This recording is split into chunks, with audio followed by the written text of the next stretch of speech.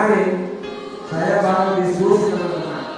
Semoga dari dua perwakilan bicara yang kita pikirkan juga untuk membangun TK.